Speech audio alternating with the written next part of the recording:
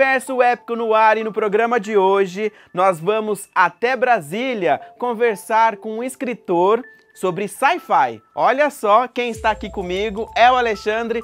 Alexandre, tudo bem? Tudo bem, Michel. Tudo jóia. Alexandre, vamos falar então sobre o seu livro, o livro Liga da Tempestade? Sim, vamos, né? E aí, conta pra gente então a sinopse do livro. Antes de falar sobre o conteúdo do livro propriamente dito, se você me permitir, eu queria comemorar com vocês aí o fato de que o nosso livro alcançou no último final de semana o primeiro lugar na lista da Amazon, na categoria de ficção científica. É uma façanha que a gente está muito feliz. Sobre o conteúdo propriamente dito, é uma história de mistério, de assassinato, de ação, de aventura, envolvida num cenário de ficção científica. O nosso protagonista, por temperamento, ele é contra a violência. Então ele não gosta de lutar.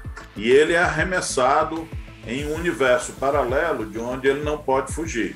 Então, aquele dilema que a gente tem diante das ameaças entre lutar e fugir, no caso dele, não se aplica. Ele precisa inventar uma maneira criativa de encarar as dificuldades, os problemas que ele enfrenta. Então, o nosso leitor é convidado a descobrir que maneira criativa é essa, a descobrir o mistério por trás do crime que ele é acusado, e descobrir também como é que pode haver uma sociedade de seres humanos em um planeta distante de quem ninguém nunca ouviu falar. Esse, basicamente, é a essência da história.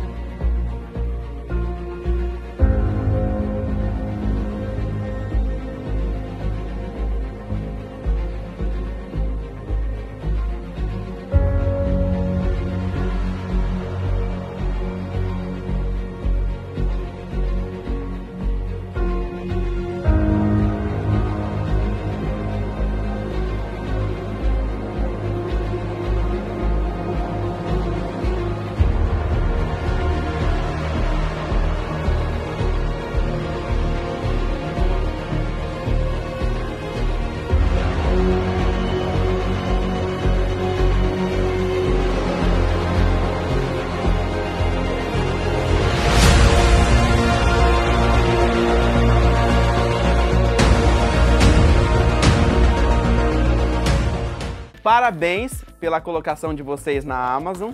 E aí, Alexandre, eu quero saber o seguinte, gente, porque o Alexandre não tá sozinho nesse trabalho, não. Tá com o filho dele, é um projeto em dupla.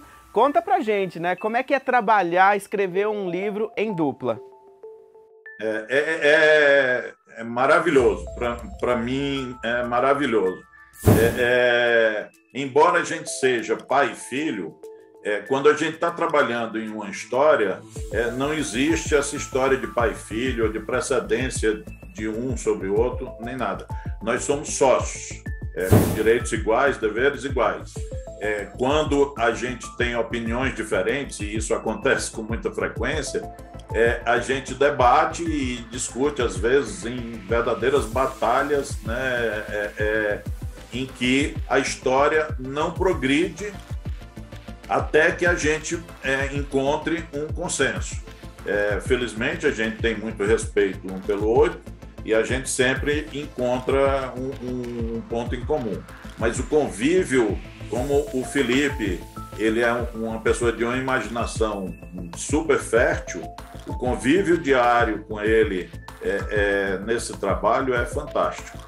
Alexandre, e como é que fica a divisão de trabalho, né, na escrita? Cada um escreve um capítulo, eu escrevo a introdução, você o meio e juntos o fim. Eu quero saber como é que fica a divisão de tarefas. No início do trabalho, não existe assim previamente uma divisão de tarefa. A gente vai dividindo as tarefas à medida que a história vai evoluindo. Mas eu posso dizer que, grosso modo, como o Felipe é uma pessoa muito imaginativa, ele é muito criativo, e eu, durante a minha vida toda, no meu trabalho, eu sempre trabalhei escrevendo, há uma certa predominância do trabalho de escrever propriamente dito, comigo, e o trabalho de inventar a história, de criar as ideias com o Felipe. Mas isso a gente vai ajustando no dia a dia, à medida que a história vai evoluindo.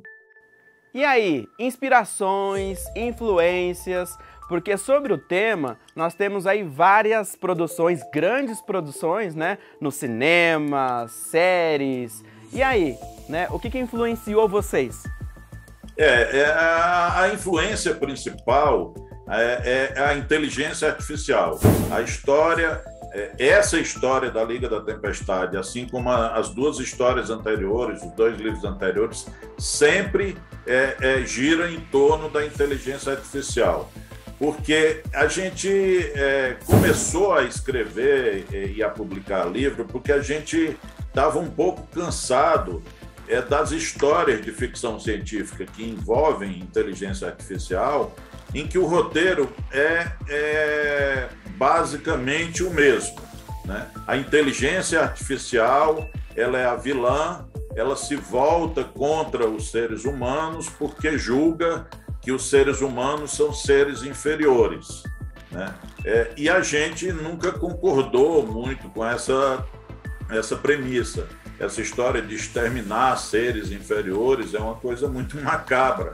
Os seres inteligentes também compreenderão, assim como os seres humanos, a importância da diversidade para o conjunto da humanidade. Então, a gente acredita que a inteligência artificial, quando surgir, ela será uma parceira da humanidade, não um inimigo. Então, essa premissa permeia nossas três histórias. E aí, respondendo à sua pergunta sobre a inspiração, a nossa maior inspiração para essas histórias foi a obra do Isaac Asimov, um escritor de origem russa, que foi naturalizado americano, e que durante toda a vida dele, todas as histórias dele, ele sempre tratou a inteligência artificial como uma parceira da humanidade. É dele, inclusive, as chamadas 3 leis da robótica, né, que obrigam o ser de inteligência artificial a ser parceiro dos humanos. Mas a gente tem também, a gente busca também inspiração nos grandes nomes da ficção científica, como Arthur Clarke, né, e vários outros. Então, o antagonismo vai ficar ali para os humanos, né? Porque a inteligência artificial, nesse caso, na história de vocês, ela é uma aliada. Aliada, isso. São os humanos que são os antagonistas, os vilões. E aí? E as críticas, né? Então, já que vocês seguiram por outro caminho do que o leitor, até o telespectador está acostumado, né, a receber as histórias, né? Vocês seguiram um outro caminho. Então, essas críticas foram positivas? Surpreendeu os leitores? Surpreendeu e nos surpreendeu também, porque, como você disse, quando a gente escolhe um caminho diferente do mainstream, né, a gente meio que dá a cara a tapa. A gente se sujeita a enfim, há uma porção de gente que não aceita essa ideia nova, mas felizmente, pelo menos até agora, nos 3 livros que a gente escreveu, as avaliações que a gente recebeu, tanto nesse livro como nos 2 livros anteriores, são muito positivas. Aí eu quero saber, qual foi o maior desafio de vocês na produção, na elaboração da história, em todo o projeto? O maior desafio, eu diria, que foi que antes da gente escrever o Liga da Tempestade, a gente fez um curso com o Dan Brown, né, aquele escritor do Código da Vinci, além de vários outros livros consagrados, e o Aaron Sorkin, que é um roteirista que fez aquele filme A Rede Social. São escritores extraordinários, consagrados no mundo todo, mas, na minha opinião, são professores ainda melhores do que escritores. E o nosso maior desafio foi empregar as técnicas e os ensinamentos do Dan Brown e do Aaron Sorkin nessa nova história Liga da Tempestade. A gente procurou dar aquela dinâmica de aceleração crescente das histórias, que é típica das histórias do Dan Brown, e, ao mesmo tempo, encher as cenas e a história do humor cativante do Aaron Sorkin. Esse, eu diria, que foi o nosso maior desafio, ainda maior do que o desafio de publicar um livro de forma independente. Bem lembrado. O livro de vocês, além de sci-fi, tem humor. Então, como é que escrever humor também, fazer essa mistura funcionar? É difícil. A gente precisa discutir muito. Às vezes, o leitor vai passar por determinada cena em que há um humor constante, a cena transcorre de uma forma leve, e o leitor talvez nem perceba que a gente levou, digamos, 1 semana ou 2 semanas para construir aquela cena. É bem difícil. E aí tem todo o cuidado com a piada, com a situação cômica, para ser um alívio dentro da história. Sim. Não fazer piada de humor negro ou inconveniente. A gente tenta dar uma leveza à narração, né? E não criar polêmica, né? Alexandre, conta pra gente então, quais são os planos para Liga da Tempestade? É uma saga, é uma série, não é uma história fechada? A história ela tem começo, meio e fim, ela é independente. A gente sempre se incomodou com a mania que alguns escritores têm de escrever uma história que deixa assuntos pendentes para uma sequência ou uma trilogia. A gente até tem no cenário que a gente construiu uma série de aspectos que a gente poderia explorar no segundo livro, mas a história da Liga da Tempestade ela é completa, com início, meio e fim. Em princípio, a gente não tem planos de fazer a sequência do Liga da Tempestade. O projeto que a gente está trabalhando atualmente é uma história nova, num contexto novo, com personagens novos. Mas sempre fica aberta a possibilidade de dar uma continuação no futuro. Esse projeto, então, vai ficar para o ano que vem, para finalzinho do ano? Como é que está a programação? Esse novo projeto, a gente já está trabalhando com ele. A ideia é que a gente publique até o segundo semestre do próximo ano. Bom, então, você já sabe aí de casa que o Alexandre volta aqui para contar para a gente sobre esse novo projeto. Combinado? Com certeza, combinado. Bom, e aí você de casa, aproveita agora para pegar o caderninho, o celular, para anotar aí as redes sociais que o Alexandre vai passar como vocês podem acompanhar os escritores e acompanhar o trabalho e como que faz, né, para encontrar o livro. A gente tem um site em que a gente tem todas as informações de redes sociais dos 3 livros, do link para a compra. O site é bem fácil de decorar, é ligadatempestade.com, tudo junto, né? ligadatempestade.com. Lá vocês vão encontrar todas as informações, incluindo aquelas das histórias anteriores. Pessoal de casa tem que embarcar nessa história. Ah, sim. Estamos contando com isso. Alexandre, quero agradecer a participação aqui no Universo Épico e olha, convite feito, hein? Sim, e já aceito. Valeu e até a próxima. Muito obrigado, até a próxima. A gente vai para um rápido intervalo e no próximo bloco tem mais história.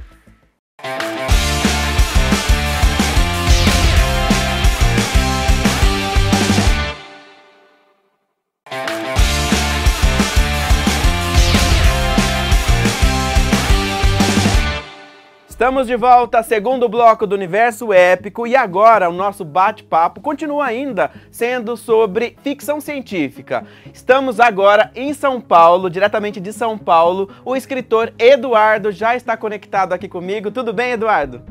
Tudo bom, tudo bem? Tudo jóia. Eduardo, vamos bater um papo então sobre o seu livro, As Aventuras de Luminous Odra. Acertei, falei direito. Ah, muito bem, parabéns. Certinho. Fiquei ensaiando aqui, então, antes da gente entrar aqui na nossa gravação.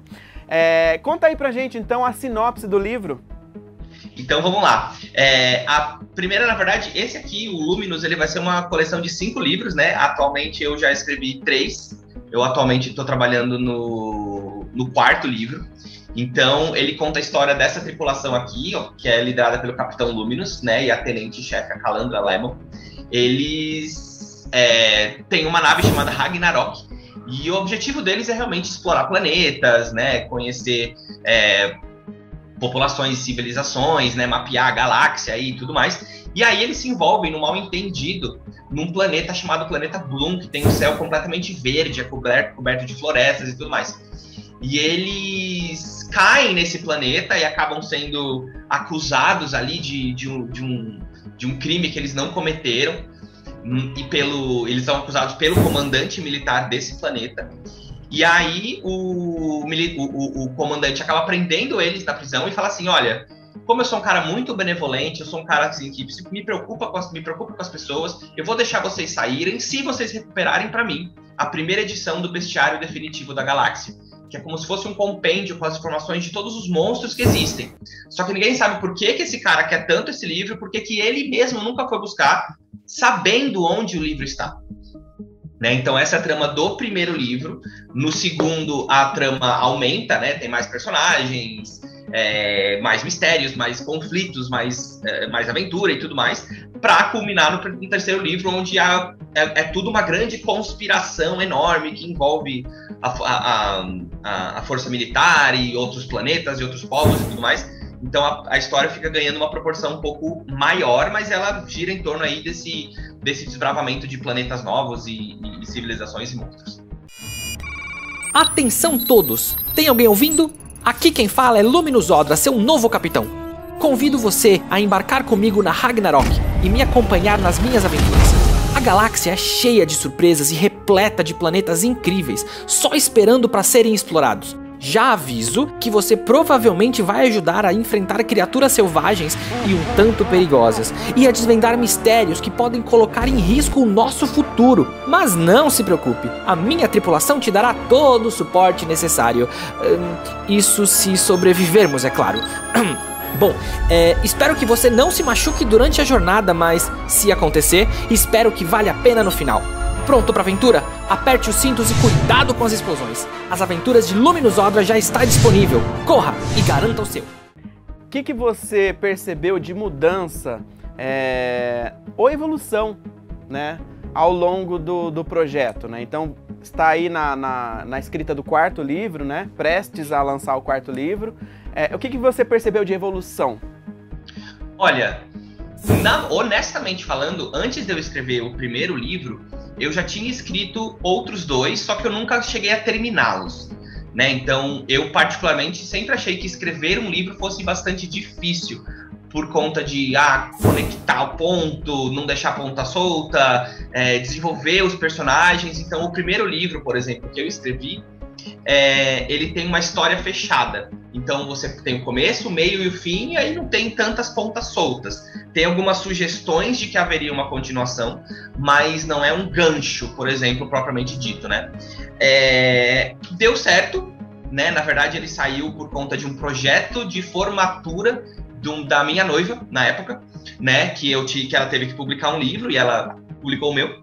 E aí deu tudo certo, eu falei assim, olha, quer saber, gostei, consegui, fui capaz de vencer esse desafio, né, essa concepção que eu tinha de que eu não conseguiria escrever o livro, deu certo, veio 2, e aí quando realmente comecei a ter feedback das pessoas, que o pessoal tava gostando, né, porque uma coisa é a gente escrever uma história pra gente mesmo, né, que a gente sabe que a história tá toda na nossa cabeça. Outra coisa é uma pessoa completamente estranha que não te conhece, não sabe o jeito que você escreve, né, não sabe as suas manias, os seus hábitos, pegar a sua obra e ler e realmente entender e gostar e dar feedback, assim, é muito, assim, não tem preço, né, e aí foi me dando confiança, e aí a gente, com isso, né, se permite mais e corre mais riscos, né? Então, o segundo livro também é um pouco mais arriscado nesse tipo de contação de história, o terceiro já tem a proporção maior. Então, quanto mais a gente vai escrevendo, a gente vai tomando umas liberdades que, por exemplo, eu não tomei no primeiro livro. Então, eu acho que essa é a maior diferença, assim, em termos de escrita, de realmente arriscar cada vez mais.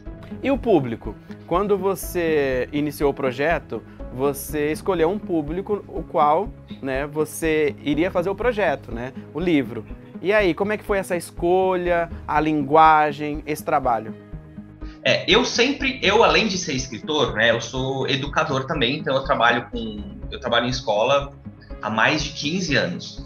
Então eu lido com crianças, adolescentes, jovens, assim, todos os dias da minha vida, literalmente, né? Então eu já dei aula há bastante tempo, agora estou na coordenação, então eu tenho um contato muito grande com esse público, né? Então, e eu lembro que a maioria das coisas que eu gostava, que eu consumia, ou até a maioria das coisas que eu consumo hoje são reflexo das coisas que eu comecei a apreciar quando eu era criança e adolescente, né, e continuei apreciando. Então eu acho que essa fase de vida é muito importante para a gente desenvolver alguns hábitos, né? Então, quando eu era menor, eu gostava, assim, de assistir televisão, de ver desenhos, de jogar videogame, né? Até hoje, tudo isso eu continuo, né? E pelo fato de eu conversar muito e com muita frequência com essa faixa etária, e por me identificar bastante com esse tipo de coisas que essa faixa etária consome, como livros, como jogos, desenhos, programas,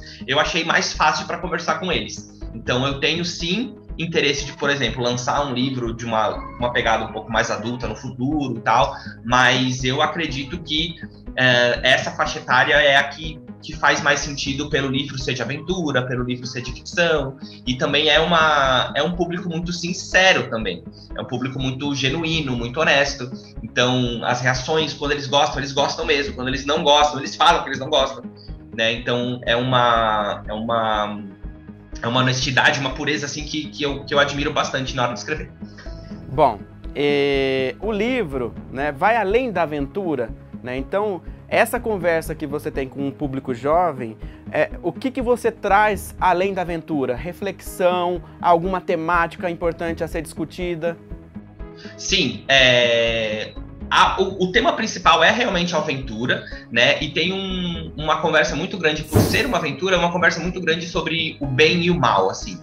Porque, por exemplo, o personagem principal, ele é herói, né? Por definição, então ele tem os valores dele, ele luta pelo bem da galáxia, sim, né? E ele lida com pessoas que são egoístas, que têm planos megalomaníacos, que são pessoas desonestas e tudo mais. Só que ele não é um cavaleiro perfeito montado num cavalo branco, entendeu? Então ele é um cara que é difícil de lidar, ele é um cara bastante sarcástico, ele é irônico, né? Ele se acha o melhor, então ele tem um ego inflado muito grande. Então ele também é um herói que tem os seus defeitos, né? E não é fácil lidar com ele. Então eu acho que uma das coisas que eu realmente quis passar com esse personagem é justamente que a gente não é perfeito, a gente tem defeitos, a gente tem que confiar nas pessoas à nossa volta para realmente ter sucesso na vida, né? Então, e o livro fala um pouquinho disso. Então, ele se acha o maioral, mas ele tem plena consciência de que ele não seria ninguém se não fosse as pessoas que estão do lado dele, né? E isso vai crescendo, tanto que no terceiro livro, por mais que ele seja o personagem principal, os eventos principais do livro não acontecem com ele. Então, o terceiro livro tem uma das personagens, ela tem uma importância muito grande, né? Então, eu acho que essa é uma das coisas que eu gosto de passar assim nos livros. E você, Eduardo, tem um compromisso aí de chegar até o 5º livro. Não tem obrigação de finalizar, porque de repente pode vir outras histórias, não é? Mas como é que fica? Você tem esse compromisso de chegar no 5º livro, né? Mas escritor, né? É um bicho que é criativo. Então você já está pensando em outras histórias. Como é que você lida? Não, eu vou segurar, vou engavetar esse daqui, deixa eu terminar primeiro as aventuras e aí depois eu dou sequência, é isso? Mais ou menos. Então, o Luminous é a minha, como posso dizer, eu acho que é a minha série principal, né? Eu participei de algumas outras histórias, então eu tenho um livro de contos publicado junto com outros autores, que fala um pouquinho de valores para crianças e adolescentes também.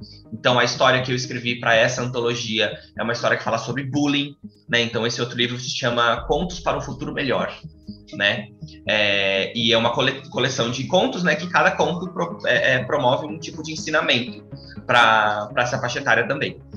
Atualmente, também eu escrevo para uma outra editora e eu estou trabalhando na reescrita de Aladdin. Então, o Aladdin, o clássico, né, do menino tapete voador, o livro já está pronto, na verdade, agora está em fase de leitura crítica e edição. Então, é o Aladdin no mundo atual. Então, é o Aladdin que tem o celular, que tem o smartwatch, que ele vai na escola, não gosta de estudar, e ele estuda no Egito. Ele é um menino que estuda no Cairo. Então, é um livro que conta a história do Aladdin, que tem um pouco de noções matemáticas, pirâmides, problemas, resolução de enigmas e tudo mais, tudo isso por trás do véu da magia, do gênio, da lâmpada e tudo mais, que está pronto, e eu acredito que ele vai ser publicado agora no comecinho do ano que vem. Então eu vou focar agora realmente nessa série principal, que é As Aventuras de Luminous Odra, e tocar esses projetos paralelamente. E assim que eu terminar essa série dos 5 livros, né, eu imagino que eu escreva o 4º livro agora até metade do ano que vem, e pro final do ano que vem, se tudo der certo, eu termine a série no final de 2022. Aí sim eu posso pensar em projetos um pouco mais ambiciosos. Por que é que o pessoal de casa tem que acompanhar a jornada, as aventuras de Luminous Odra? Eu acredito que, assim, como todo telespectador aqui, né, do universo épico, a gente gosta muito desse universo de ficção científica, viagem no tempo, viagem espacial, super-heróis, animes e tudo mais, e o livro é realmente uma comemoração a tudo isso. E conforme é muito gostoso quando alguém lê o livro e fala assim, eu entendi essa referência, esse personagem foi baseado nesse outro, aí eu falo, sim. E a gente vai trocando essa figurinha porque eu lembro que eu sentia muita falta disso quando eu era menor. Então eu consumia muito Harry Potter, Percy Jackson, né, todos esses livros, né, para o público infanto-juvenil, e eu sentia falta de autores brasileiros que falassem desse tema, né? Então, é uma coisa que a gente está acostumado a receber lá de fora. Então, a gente está acostumado a ver histórias de magia, de bruxaria, de viagem, de tema espacial e planetas e aventura e tudo mais, muito vindo do exterior, né? E eu acho que a gente pode olhar, claro que eu não estou dizendo que eu sou o melhor autor de ficção científica do Brasil, longe disso, mas eu lembro que eu não ter acesso a autores brasileiros que falassem desse tema, né? E aí eu falava assim, nossa, eu vou criar um universo que seja meu e que as pessoas possam compartilhar e que a língua original seja português. Que aí depois, quem sabe, eu traduzo para o inglês, espanhol, enfim. Aí é só o futuro vai dizer mesmo, mas eu acho que é por isso, assim, que eu acho que as pessoas podem se identificar. Ok. Bom, agora você aí de casa, fica ligadinho que ele vai passar as redes sociais para você encontrar o livro e ele, né, para acompanhar o trabalho dele. Ah, é legal. Eu tô nas redes sociais, né? Então o meu Instagram é @escameseduardo. Então é o meu nome, só que com o sobrenome primeiro, né? Depois do nome. Eu tô no TikTok também, é do Escames. Facebook e tudo mais, sempre com o mesmo nome. E os meus livros, eles estão disponíveis em Amazon, Saraiva, Submarino, Lojas Americanas, todos os sites, todos os marketplaces de venda de livros na internet, né? Eu também tenho o site oficial, que é luminusodra.com.br, e todos os livros que são adquiridos pelo site oficial vêm com brindes, marca-página e autografados também. Eduardo, só reforçando, quando sai o próximo livro? É uma pergunta polêmica essa, hein? Eu tô escrevendo, eu acredito que ele sai em meados de 2022. Aladdin eu acho que é no começo do ano que vem, e a continuação do Luminous acho que até julho do ano que vem ele sai. Então você volta aqui no Universo Épico para bater mais um bate-papo aqui com nós? Com certeza, vai ser um prazer. Ok, então, valeu, muito obrigado pela participação, pela entrevista. Eu é que agradeço.